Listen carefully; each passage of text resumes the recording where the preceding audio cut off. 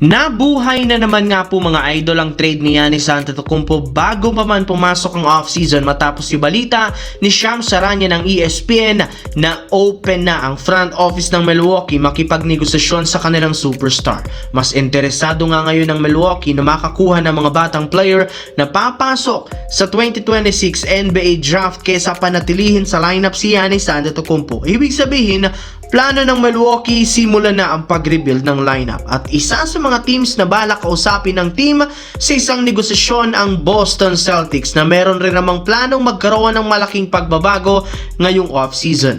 Willing ang Celtics buwagin ang tandem ni Jason Tatum at Jaylen Brown para lamang masungkit si Giannis Antetokounmpo sa isang trade dahil naniniwala sila na kapag nakuha nila ito magkakaroon ng team mas mataas na chance ang mag-compete sa Eastern Conference ng kampyonato next season at sa mga susunod na taon pa kung magagawa nilang mabuo ang tandem ni Tatum at Giannis Antetokounmpo. Samantala, hindi nga kagaya sa nagdaang laro, sinubukan sana ng Los Angeles Lakers makasabay sa Game 4 laban sa OKC.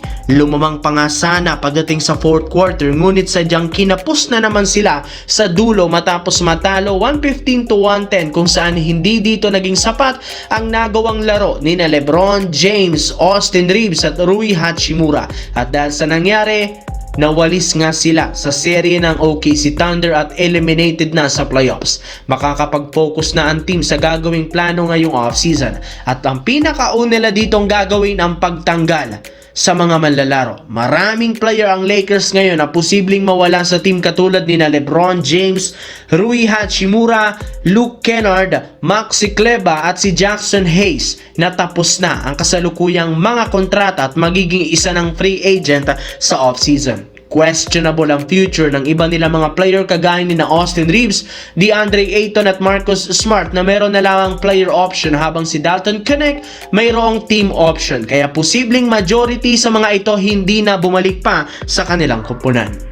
Sa kabilang banda, tagumpay ang Cleveland Cavaliers na maitabla sa 2-2 ang serye laban sa Detroit Pistons matapos na maipanalo ang Game 4 112-103. Hindi katulad ng nakaraan, mas maganda ang laro ngayon na pinangunahan ni Donovan Mitchell na nagtala ng 43 points sa kanyang 4 out of 12 shooting sa long range. Siya rin naman ang mismong dahilan bakit nagkaroon ng napakatinding scoring run sa third quarter na siyang dahilan bakit bigla na lamang nilang natambakan ng Pistons sa Game 4. Tinulungan rin naman siya dito ni James Harden na merong 24 points. Dahil sa panalo ng Cavaliers, naprotektahan nila ang home court at naitabla sa 2-2 ang serye bago pa bumalik sa Detroit para sa Game 5. Napatunayan ng Cavaliers sa Game 4 na kayang-kaya talaga nilang sabayan tambakan ng Pistons at maaari nga nilang gamitin ang kanilang nakuhang momentum para makuhang muli ang panalo sa darating na Game 5 na gaganapin sa home court ng Detroit Pistons.